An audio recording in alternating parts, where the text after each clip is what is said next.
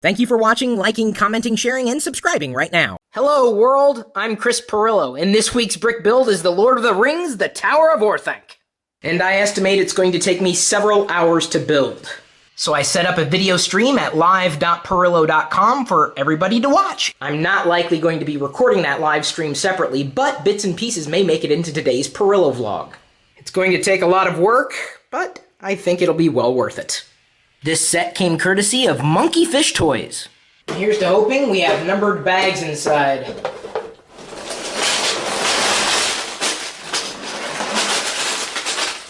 Yup. Stickers.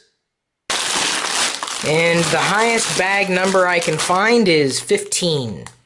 We have 3 instruction booklets for this build, and so it begins. This is set number 10237 with 2,359 pieces inside, including a light brick. Is it Orthanc or Orthanc? I knew this would take over 6 hours to complete, and that was right about the time that it took. I didn't have many breaks that brought me out of the chair, and was lucky enough to be joined by my wife for a few pages. She scouted ahead and found a few bricks, which does speed up the process. I do much prefer to assemble larger sets with at least one partner. It just makes the time fly by. The live video stream of this build seemingly went well, at least according to the feedback that I saw from most active participants.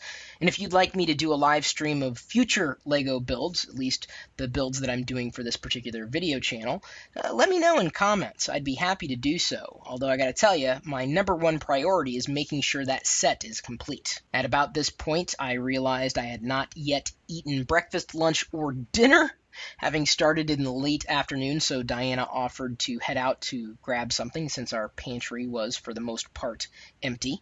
I was kind of surprised that they didn't include more than 5 minifigures and 1 Ent in this set. That said, it didn't seem to take away from the overall quality of the tower. The white cap at the end of Saruman's staff seemed to be a bit loose for me, and I couldn't really address it with the pieces that I had. But other than that, I found this set to be very worthwhile. I was lucky to make it about 75% of the way through the build before my fingers started feeling a bit sore, especially when I was fiddling with the smaller pieces.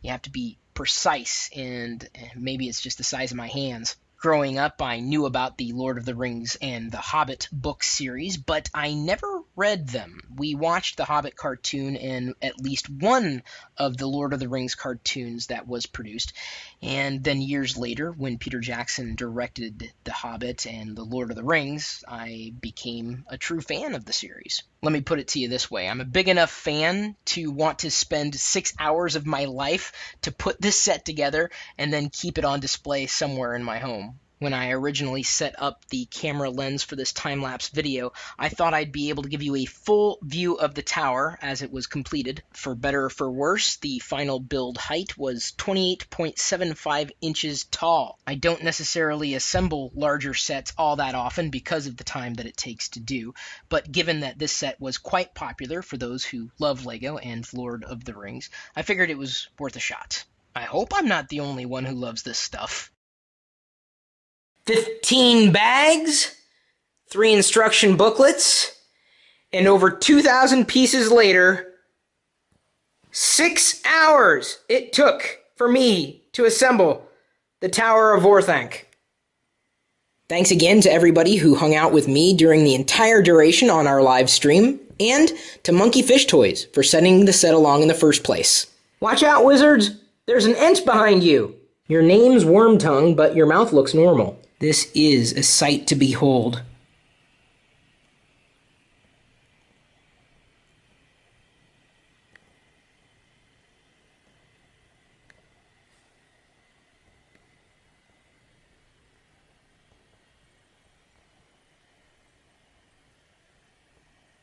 Bye-bye.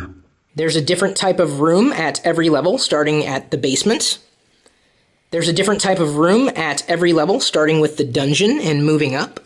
In fact, the second floor has a trap door, and these doors also open, and they shut too. At this level, we see Saruman looking into his crystal ball, And if you press the chandelier in the floor below, the crystal ball illuminates. Moving up, we have a room full of lotions and potions.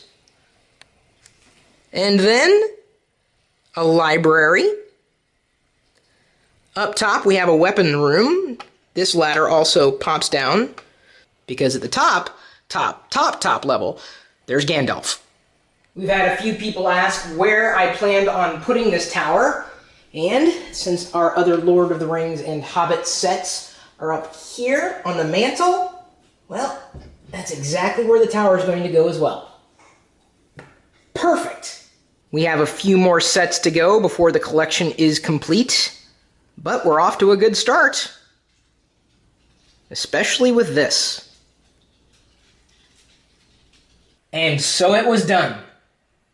My day. And my back. It's killing me. Thanks again for liking, commenting, subscribing, and sharing this video.